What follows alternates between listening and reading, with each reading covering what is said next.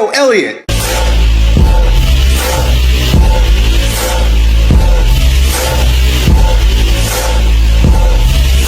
Yo, so today I got a question from my bro, Hunter Smith. He goes on to say, yo, Elliot, I love milk and cheese, but I'm hearing a lot of negativity about dairy. You got to give us the ins and outs on your opinion on dairy. Would it be beneficial to cut it out completely? So the very first thing I will tell you is this, that I used to drink a lot of milk when I was a kid in high school. I don't know if you could really even call it fucking milk. It was like dirty water because it was skim milk.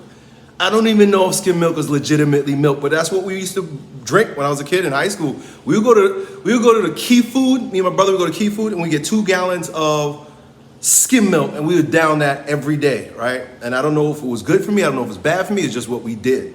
So I grew up drinking a lot of milk, a lot of dairy. And then when I discovered that I was gluten intolerant, right? Maybe I was around like 21, 22 years old. I eliminated gluten, but I also learned at that time that dairy and gluten intolerance sort of work together. I don't know how, I don't know why, but they're usually concomitant, they work together. So I was like, all right, let me eliminate dairy.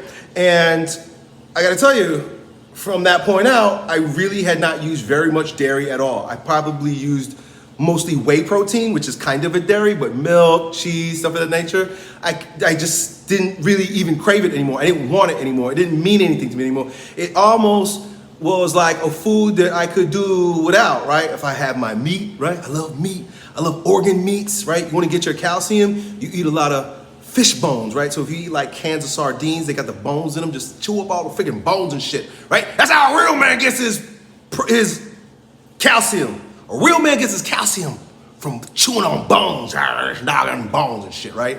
You could get it from making bone broths. I think bones is a better way to get calcium, right? A lot of people, they say you have to have your dairy to get calcium, but I don't even think that's legit. I'm not sure that's legit because the dairy we have is so processed that I don't know if we're even able to absorb the calcium. And I think there's other factors that are required in order for the calcium to be absorbed, particularly like certain kinds of fats. So if you're having any kind of low-fat dairy, I'm not sure it really even helps you because you need the vitamin A, the vitamin D, and what Weston Price called X factor, which I think is vitamin K. So many things are required in order for your body to even use it. So I'm not sure milk really provides anything that you need that you couldn't get from eating meat, eating organ meats, chewing on bones, right? I don't love vegetables that much, but I eat some.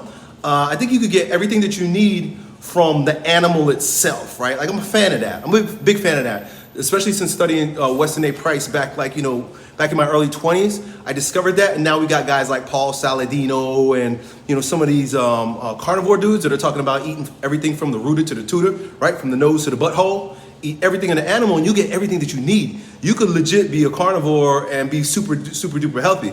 I don't do carnivore because I need carbs to lift. I don't know. I think it's healthy to do carnivore, particularly for a period of time, especially if you're trying to eliminate some allergens in your diet.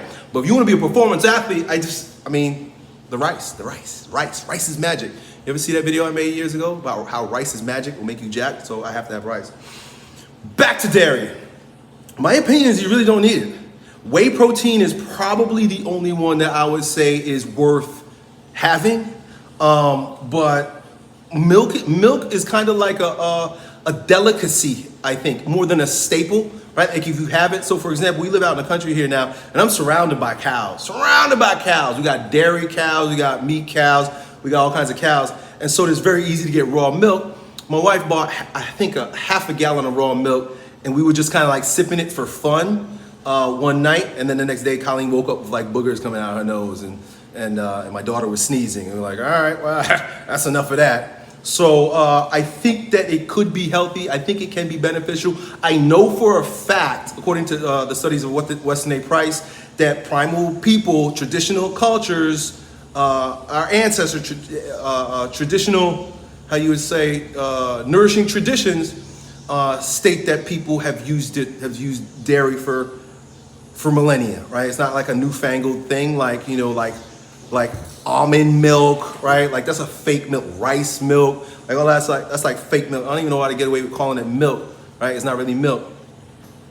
But in terms of like human consumption of cow titty milk, I think we'd be better off just feeding our babies real human milk, right? Like if we want to get all of the beneficial factors that are associated with drinking dairy, then stop feeding our babies Similac and shit like that, right? Nestle drinks, right? We're giving our fucking babies Nestle drinks by the time as soon as they pop out the womb. Baby's supposed to drink mommy milk, right? Talk to your wife. If you're having babies and your wife is all about putting bottles in the baby's mouth, you need to have a long talk with her. You explain to her what her role is. When you make babies, you feed babies. Did you know we're mammals? Did you know that? Right? Talk to her like that, because she's probably going to say, but my titty hurts and I want to be free from the baby. No, you're not free from the baby. Having babies means that you're a slave to the baby. You carry the baby, you feed the baby. That's what humans do. Right? So that's where most of our dairy should come from. I think there's a lot of immune system boosters that are associated with that mama milk dairy. And all my kids, they all breastfed up until 2-3 years old. So they get everything that they need to fill that gut flora, that immune system boosting stuff, and all the colostrum and shit like that. But you being like kind of addicted to dairy may mean that you have an intolerance to it. That's an interesting thing. But many of the things that we're addicted to is because we have an intolerance to it. And it almost like, I don't know why that happens, but you might be getting like a little high from it, right? You get a little high from the dairy high. Babies get dairy high.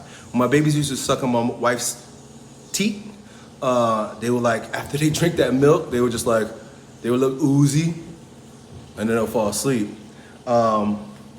So that's my opinion on that. I don't really do much dairy. I don't think it's necessary, but if you want to do it, use it like a delicacy, little by little. And if you want to get the benefit of dairy for your babies and for yourself as your man, as you grow up, when you're growing up, your mama should have gave you mama milk. Give your babies mama milk. Titties are for milk. Done.